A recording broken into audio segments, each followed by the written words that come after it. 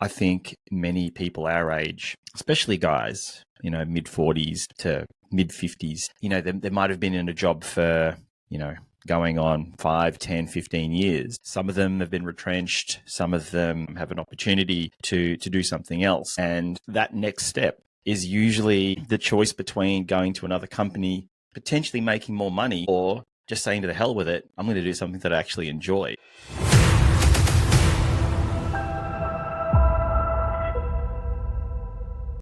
Hey Shane, how's it going? Good, man. How you doing? Yeah, pretty good. It's been a while, hey.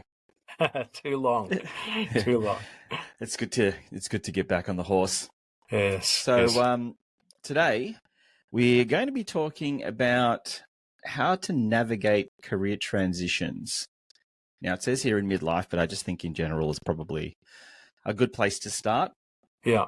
Now, you and I are roughly the same age. And the reason why I actually chose this topic specifically is I'm actually going through it now. I've been an IT guy now for 30 plus years. Yeah. And it's basically my identity for most of the people that know me. If I was to take like the family tags out of it, I'm a car guy, I'm a hip hop guy, and I'm an IT guy. That's pretty much about it. So now I'm transitioning over, so to speak, to being a coach. Yeah. And I'll still be all of those things, although the IT guy side of me is probably going to be less so. But for the people that are listening that are IT clients of mine, I'm still going to be around. So don't think I'm gonna stop looking after you. Yeah. And for me, it was a transition that I wanted to do. It wasn't something that I was forced to do, thankfully. And it was something that had been sort of brewing inside for, I'd probably say, the last 5 to 7 years of doing the IT stuff is just me realizing that whilst I still enjoy the tech side of things and fixing problems and providing support, it was really me just catching up with the clients and having a chat after fixing those problems. So it was kind of an excuse to have a chat to them and get paid at the same time. Although, of the times I did do that, I didn't charge them for those times that we had chatted. It felt like a natural thing. So, the feel good part of my job was literally that, was the talking and listening and helping on things other than IT. And true story, one client who I'd been helping with stuff outside of IT, he said, hey, you're pretty good at this sort of stuff. You should do this for more people and see if you can get paid for it. and I thought that was a throwaway comment. Yeah. Well, he said that a number of years ago, and only just now am I like, you know what? He's right. So I made the decision mentally, I'd probably say a couple of years ago. Yeah. Knowing full well that I'd been feeling this way for, like I said, 5 to 7 years, and sort of dipped my toe in the coaching space, thinking I kind of knew what it was all about.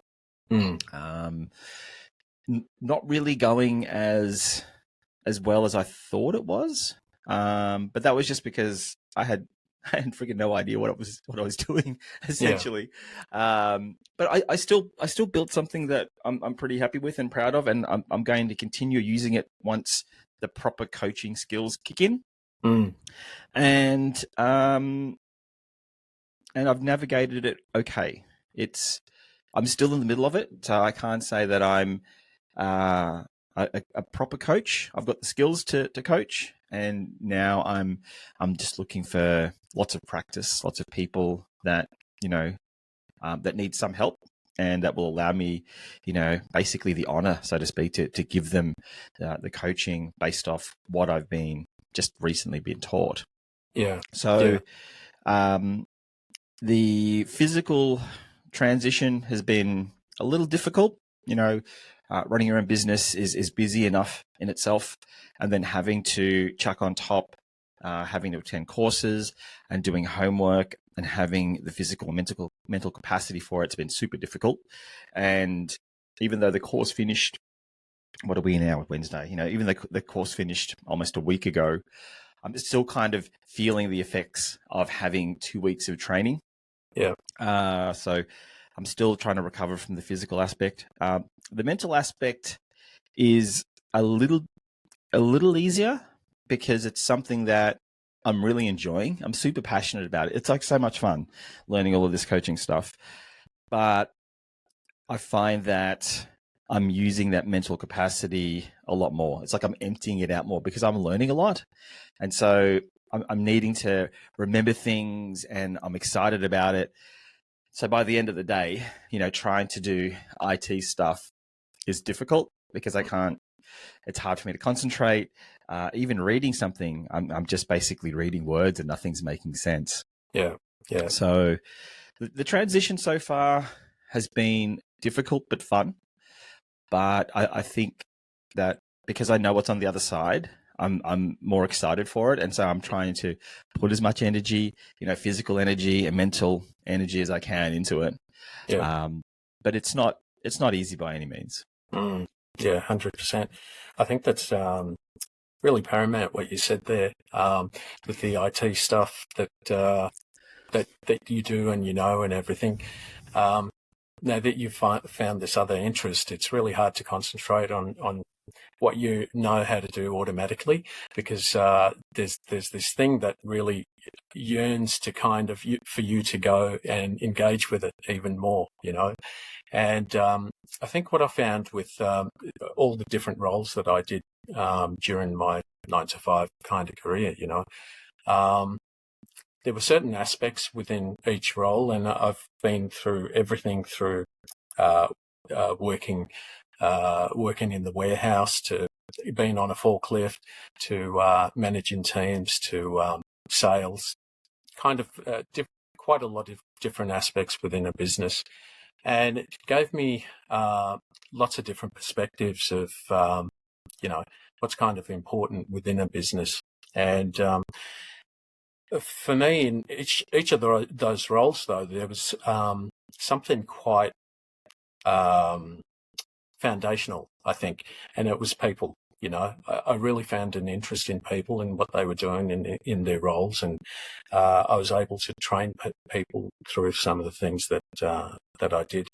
So there was a lot of things that I really enjoyed, but overall, it's like maybe 6 months, couple of years down the track, the roles they fulfilled a need, and apart from the people within the roles, it seemed to dry up for me.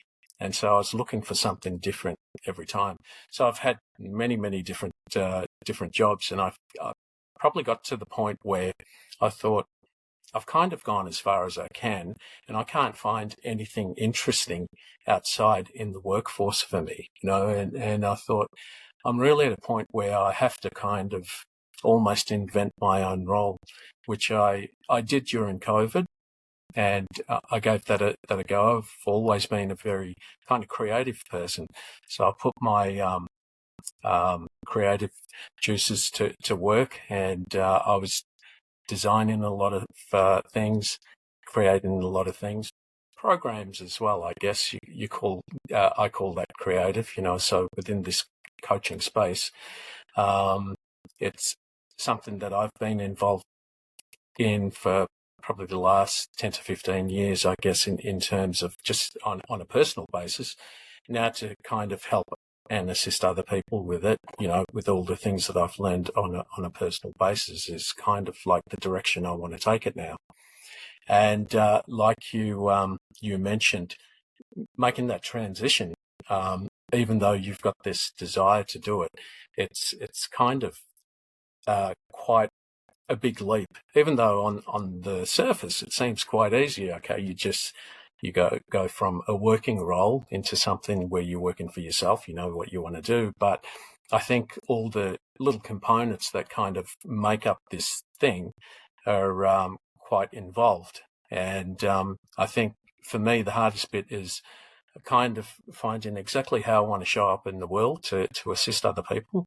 and maybe I overthink that. I know 100% I overthink that. But it's kind of showing up in that way, and also just finding those people to, that you can assist best. And I kind of look at everything as a bit of a bridge, and my work life, which was kind of stable and on one side of the river, and then you got the other thing that you're working towards. And many times I've kind of crossed that bridge, got to the middle point and gone, oh, no. And I retreated back to work. And I've kind of done that dance maybe about, 3 or 4 times. And I've come to the point where I thought it's kind of like, not now or never, but, there's no better time than now to give it your best shot. So, the transition isn't easy, but it's certainly worth it. Yeah, I think that's what they say, right? You want to get paid for doing something you love, and I think many people our age, especially guys, mid-40s to mid-50s, they might have been in a job for going on 5, 10, 15 years.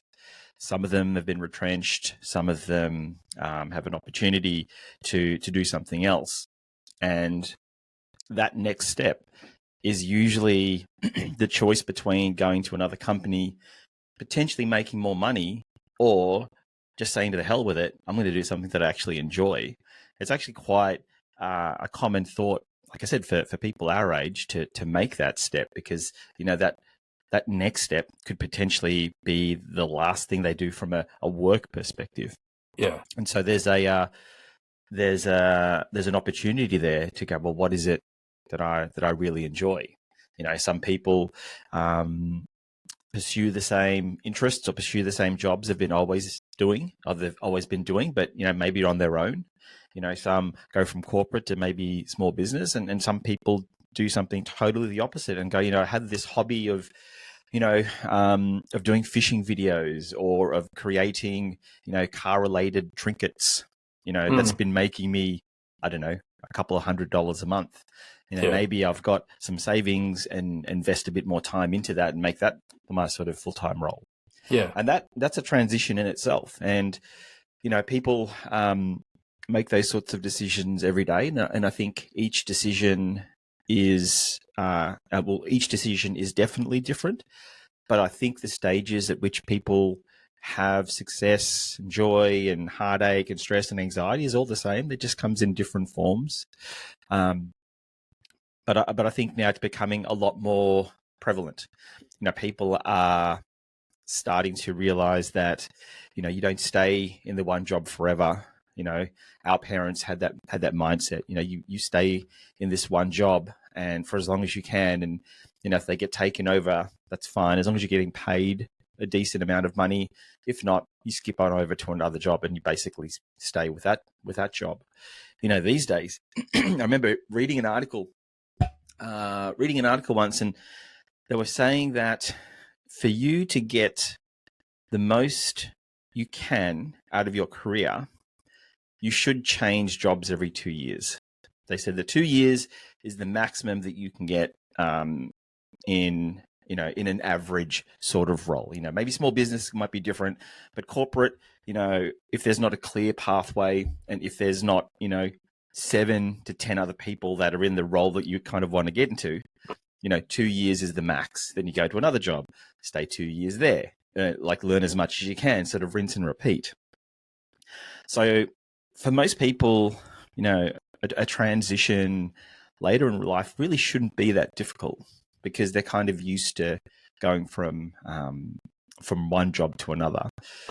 It's when that transition becomes a bit different, like you talked about before. How do you want to show up? You get to this age where, like I said, it could be the next stop that you do. Could be, it could be that last job that sees you out, or it could be the last thing that you want to do, and that's where you give it that extra thought and go, that business idea I had back when I was in my 20s, my kids are getting a bit older. I've got some money saved away, or my wife or my partner, they've got a stable job. Maybe they can sustain a bit of a tight 6 months for me to really get some things going. Yeah. that's an opportunity there. So Yeah. I don't think the transition is ever going to be easier. Look, even finding another job for most people, it's always a little bit stressful. There is the odd person out there that relishes in that sort of stuff, and they've got so much bravado that they can just hop to another company, as if to say, you guys should be happy that I'm talking to you. Like I'm the best thing ever. Yeah. There's the Yeah. odd person that can do that, but for the most part, going to another job is always stressful. Meeting new people is stressful. Learning new processes is stressful. The transition's always going to be different. And so if you were to embark on something a little bit more ballsy, if you can actually reach back to some of the times when you did just start a new job and harness that same energy and go, you know what, it wasn't that bad when I started that job 10, 15 years ago. It was a bit stressful, and I did a bit of a reach with this job, and I wasn't sure if my skills were matching, but I did it anyway. The transition into business owner, buying a franchise or doing something different might not be that difficult. I'm not saying it's going to be easy, but just might not be that difficult. Yeah, yeah, absolutely. You press on a couple of really good points there. One of them was the thing about when we are working, we're a part of a unit, the family unit. Most of us are, and I guess as a male, I always looked at it as it's my primary role to kind of create that security for the family. Like my wife could go and do a job or not do a job, go and do something that you enjoy, change it, all of that sort of thing. For whatever reason, I always believed that regardless of whether I like this or not, I've kind of got to stay here, and that didn't serve me too well, but I think it was a point where you said, you find that opportunity. When is it now my turn to kind of transition into something else that perhaps, this is kind of done its time for me, and it's time for me to move on. And for some reason, I always used to find that difficult to find that time to move on to something that I really enjoyed. I'd always find another job that was very similar, look different, but it might be a different sales role or managerial role. And like I said, they were all good at the start, but they really weren't the main thing I was looking for. I was looking for something very, very different. But where do you find that opportunity? Do you make that opportunity, or do you kind of, wait till it shows its head? And I suppose, as a family person, a family man, those are all the things that you have to kind of think about before you actually make the leap too. There's financial security. There's, other people to consider, many things going on. So if you find it easy to transition, fantastic. My hat goes off to you. For some reason, I always found that a little bit difficult. And I think that's because probably would have been from my upbringing too, that, it was always kind of pressed to you that once you get a good job, kind of stick with it. There's, no security with jumping from one place to another, which we know these days isn't true, and it is only one perspective. But that was really kind of something that I took on very early on, and the very first couple of jobs that I had. The first job I was in, I was there for 7 years, and the second job, 13 years. Wow. And, okay. Yeah. But the second job is where I actually moved into many different roles. Still enjoyed the company actually when I was leaving, but I really wanted to move in a different direction. And the very last year that I was there, I was working there almost full time and actually studying at the same time full time. I remember I used to have it was a crazy time actually, because I went from sales back into the warehouse. They made a position for me there. Knew that I wanted to study, go back to university, and so I was doing university full time, working at night, coming home, studying during the night, slept for 4 hours, went back to school, and did the whole thing all over again. Did that for 12 months, and I absolutely loved it. And but and I wonder where the hell I got that energy from. But I think it was that inspiration of kind of moving into a new kind of avenue. The possibility of working in a different industry and whatnot. And it's looking for that opportunity, I guess. Is finding that opportunity or making it yourself, I guess. Yeah, I have a really good story and opportunity for you. Yeah, please do. Which I can tell now because I think you and I are the only ones listening, which is good. At some point, someone might listen back to this and go, "Wait a minute." So, I have a habit of applying for jobs for my wife without telling her. Wow. And the reason it was almost like a subtle dig at, hey, I need some financial help.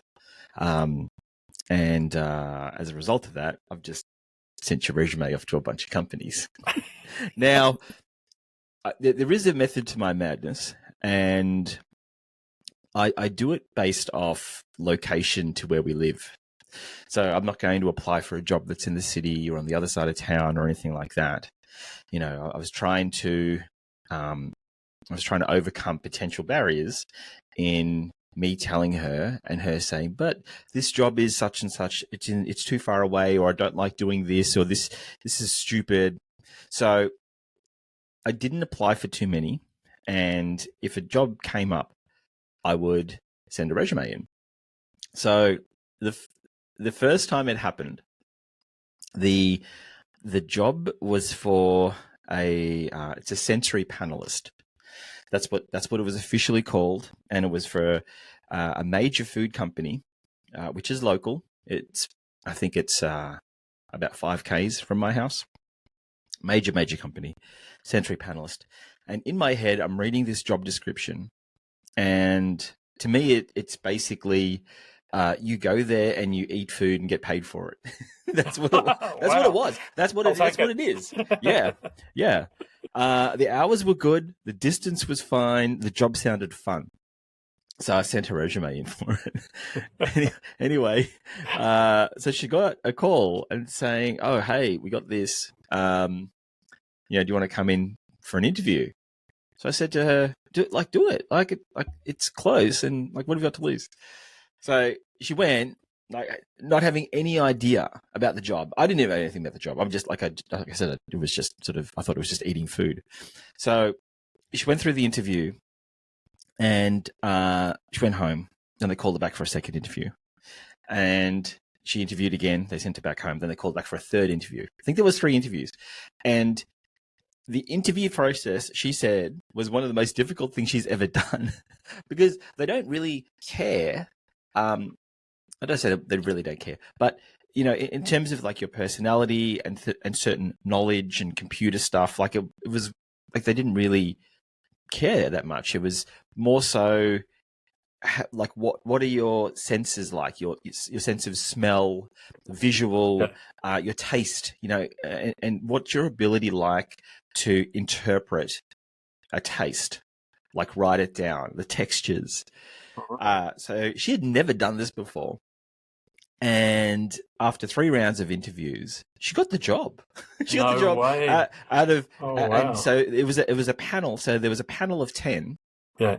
And she was one of only 2 people. So it was her or somebody else that had never done this before. Whereas everybody else had done this prior, and they bounce around to other big food companies. Yeah.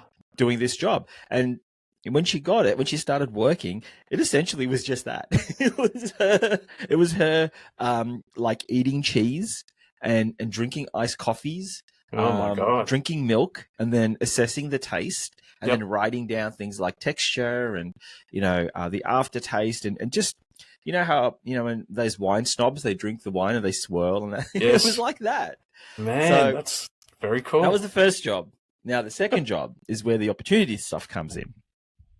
I was thinking to myself, there's no way that I'm going to find a job closer to my house than that one that was 5Ks away. Anyway, I did. And this job was much closer. It sounded fun. It was like, my wife, she's into interior design and home decoration and all that sort of stuff.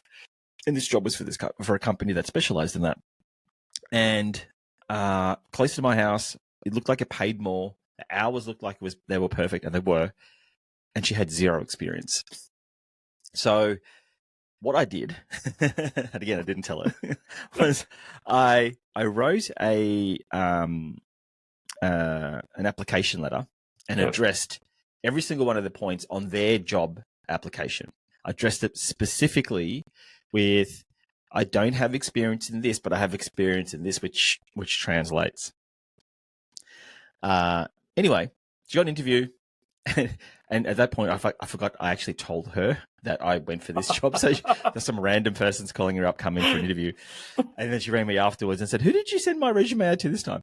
Anyway, so she went for the interview, and I prepped her. I said, I told them you have no skills whatsoever in this job. Nothing in the industry.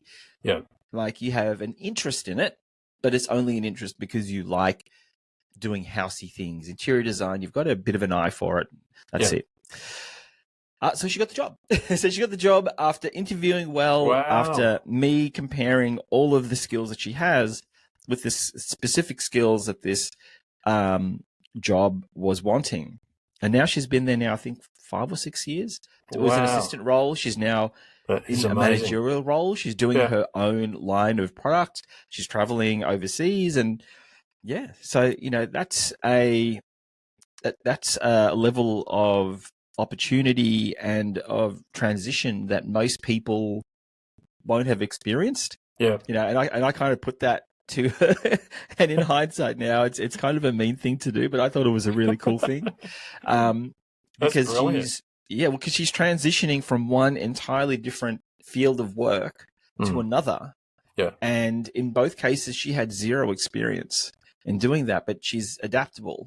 Yeah, it's and she's flourishing in it. I think if anything, we're sitting here talking about how transition is hard, and it is. It's hard, and it's stressful, and even if it's something that you're wanting to do and it's going to be good for you, there's always that little bit of apprehension at the start. What if you don't get along with your boss? What if the drive's too far, and you thought at the start it was, it was going to be easy? What if the work isn't cracked up? There's always these little things, and and these things can potentially persist through the entire point of employment of wherever it is. You know what I mean? Like transitioning, it almost, the word in itself feels like it has an end to it, which when you're talking about career, there's really no end to your career, right? Like you're just doing something different. Yeah. Even this coaching thing, and even though I say I'm transitioning to be a coach, it shouldn't mark as me shedding another thing. It's more like it's just a different feather in my cap. Yeah. And so the difficulty is, getting used to a certain level of comfort within your career, and now you're introducing all of these other things to disrupt that comfort. Whether it's people that you might not get along with, bosses, hours, work, all of these different things. And so it could be your perfect job, perfect location, perfect everything. But the second you start, there could be just one thing that could irk you. And so,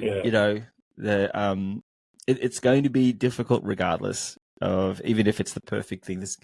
There could be something.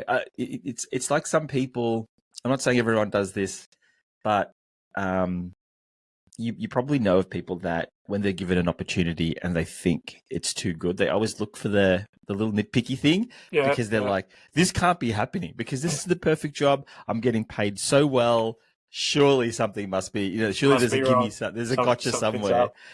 Yeah. So it's like I said, it is just about, just accepting some of those the levels of discomfort that you'll always have. Yeah. There's always going to be something, isn't it? Even the most so-called perfect job, there's always going to be something that isn't going to be so perfect. But something you really exemplified in that, I think we tend to. I know this is true for me. I keep overthinking things and making things too important.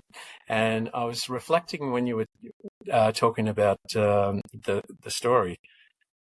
When I first started working, it was very easy to get work. You could probably walk down to the next workplace and they'd have vacancies, right?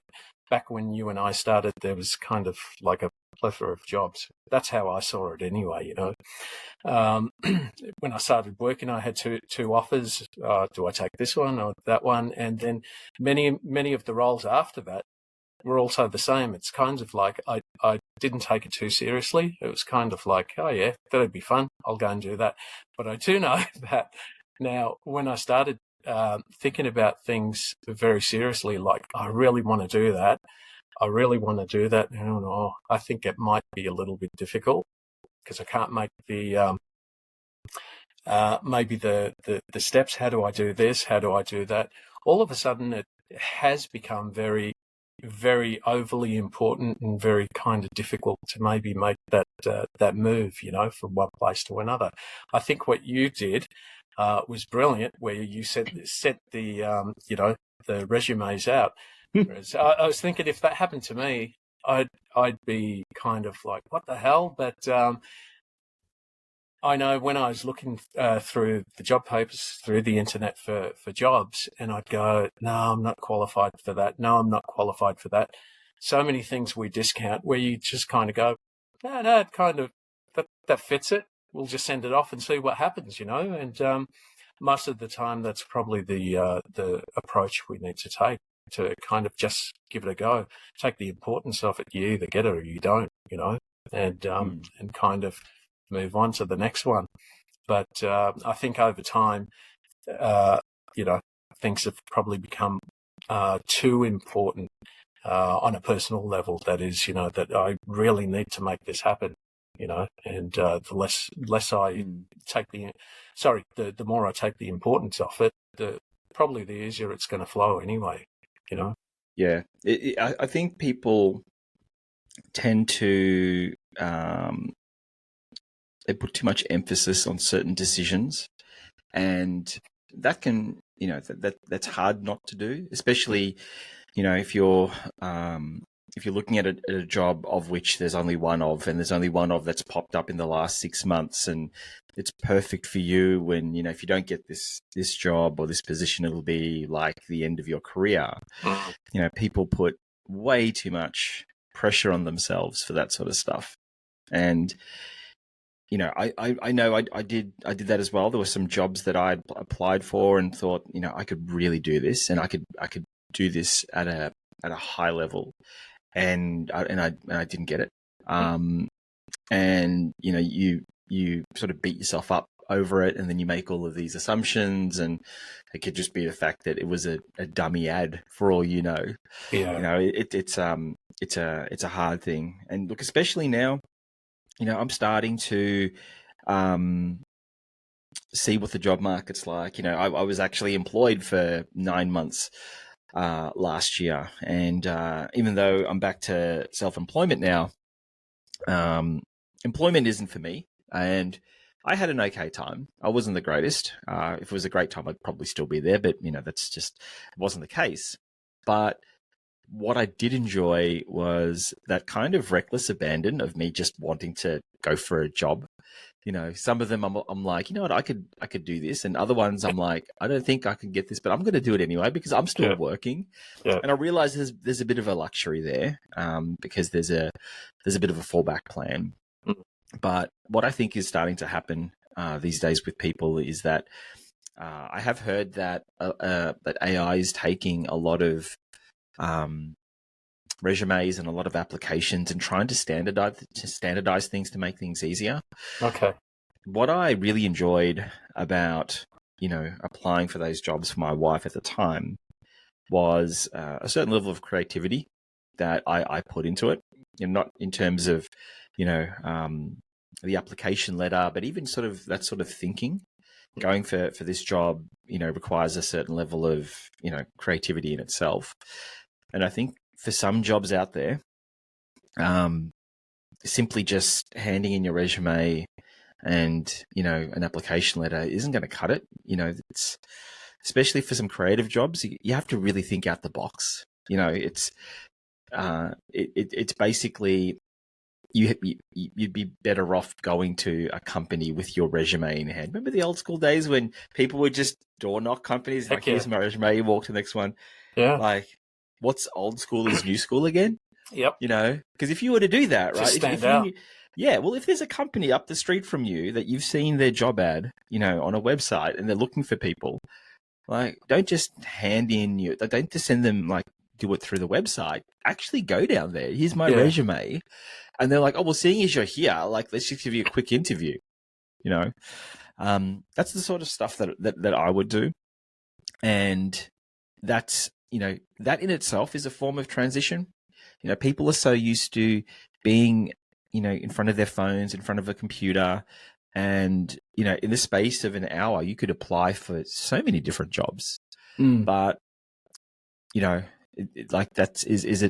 you really doing it in a way that you would want to do that? I love marketing, and I love hearing stories of marketing jobs getting advertised and really good marketing people filling those jobs.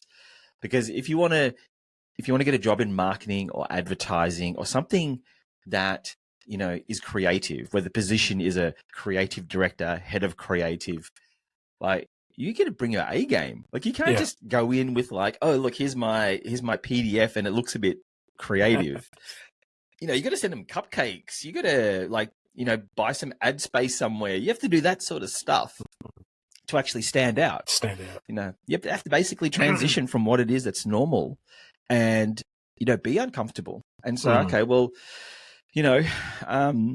instead of me, just handing in this paper, I'm going to do it a bit differently. It's funny too, because, my son, he's working now, and my nieces and nephews are starting to work as well. And they're now asking for not so much video interviews, but for you to video record yourself as part of the application process. And that in itself, for a lot of people, is a bit unnerving. We're okay now, like you and I are talking, and that's fine. But if you take one of us away, could you and I talk in front of a camera for 5 minutes? Maybe. Yeah. But for a kid that's 15 years old, it's difficult. Yes. But it might be, it might be what's needed to basically stand out. To transition from, okay, well, here's just my resume. That's not it. Like, now I have to now do a video. Maybe it's cinematic quality now if you're going for a creative job.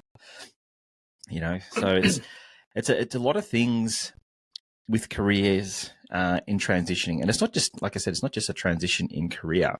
It's a transition on wanting to change your career, wanting to go for a different job. It could be in the same industry. It's one thing that you touched upon very early on in this chat is you mentioned about dealing with people.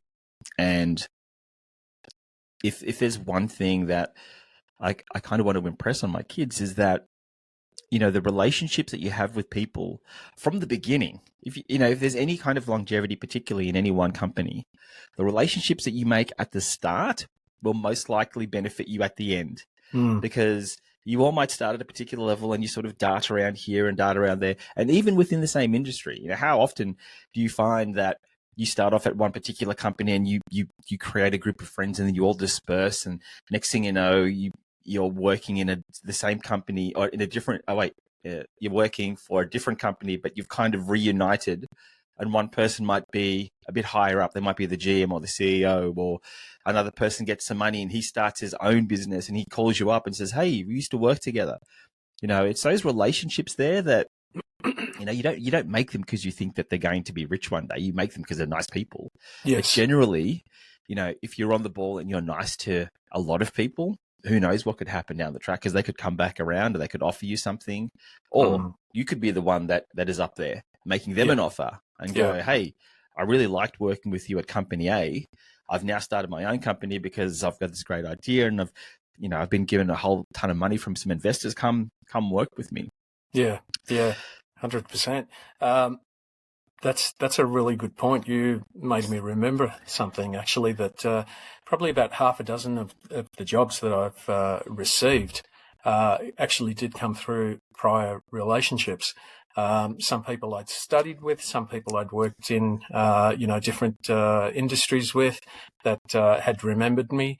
Funny enough, even today, I got a call back from an old boss that asked me if I'm interested in a position.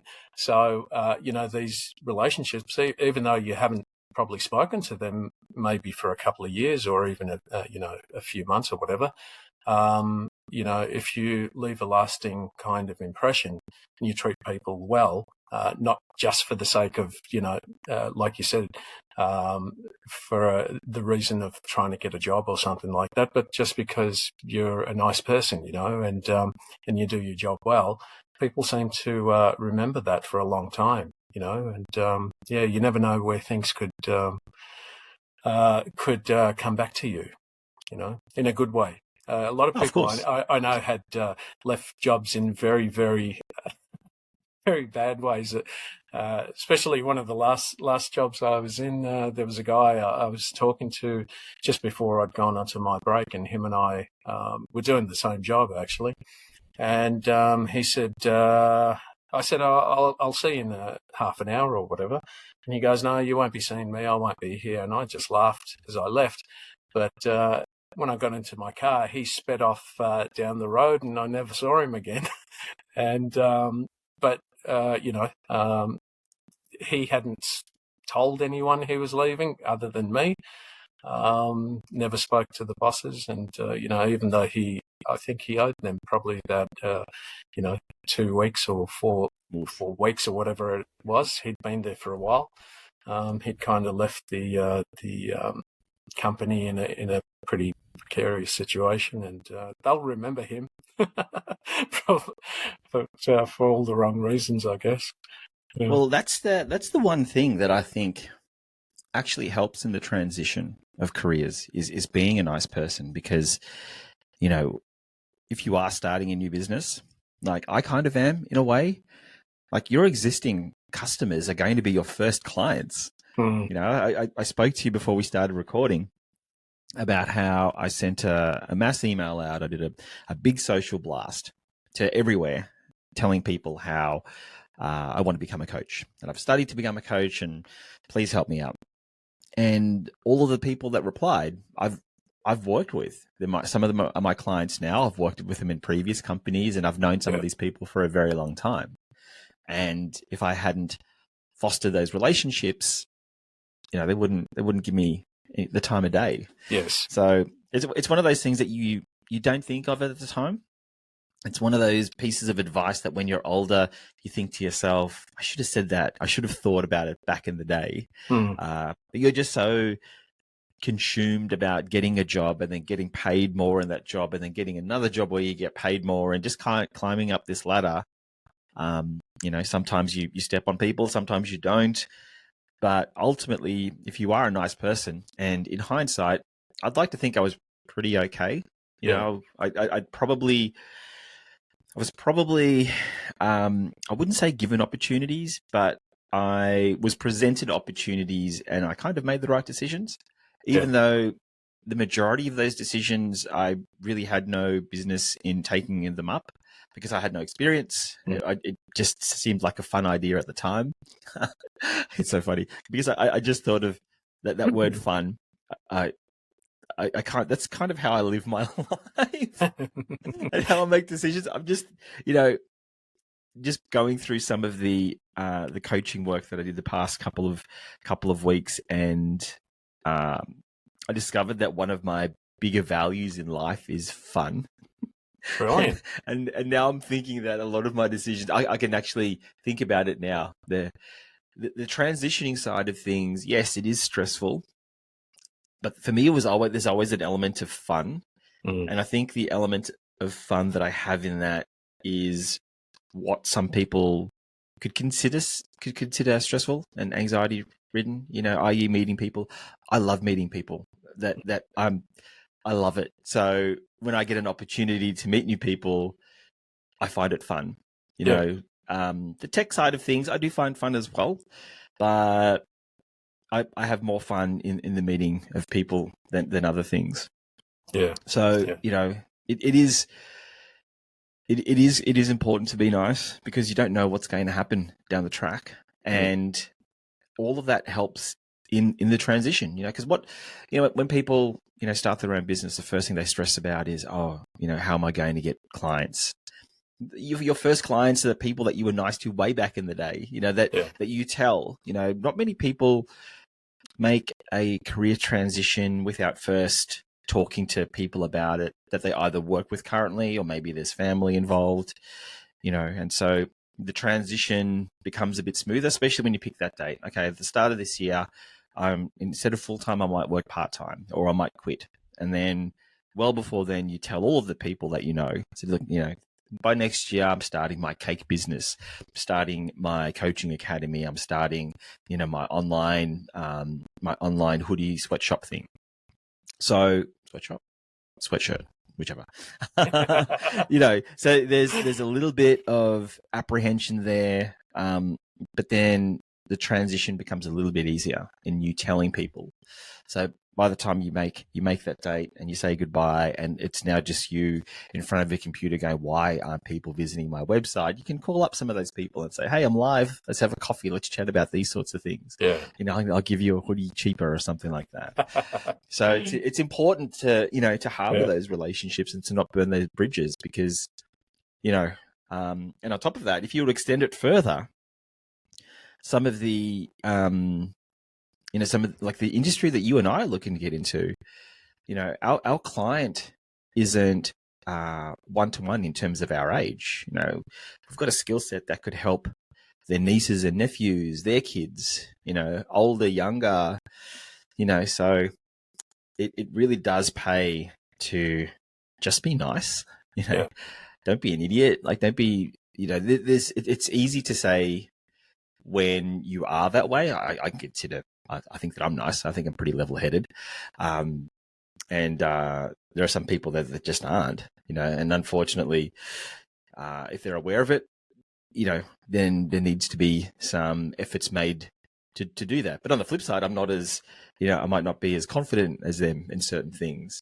Yeah. But from a transitioning point of view, from changing careers to doing something entirely different, being nice helps a lot. Yeah, absolutely. I think, that whole thing that my mum used to say, treat others like you want to be treated yourself. And, whatever you put out into the world will come back to you, whether that would be in a negative way or a very positive way, But I don't see any reason to treat anyone unkindly. We could all do with a lot more kindness. So I think that comes pretty easy, really. If you put it out there that way, it'll come back and, build those relationships. But so where do you think, what kind of advice do you think we can give other people to go from here to make the transition easier? Yeah, I think that transitioning from one career to another or from one job to another is always going to have a certain level of anxiety attached to it. I think the only thing that you can really do is have an openness about it and accept it for what it is. And really all you can do is play it how it plays for you.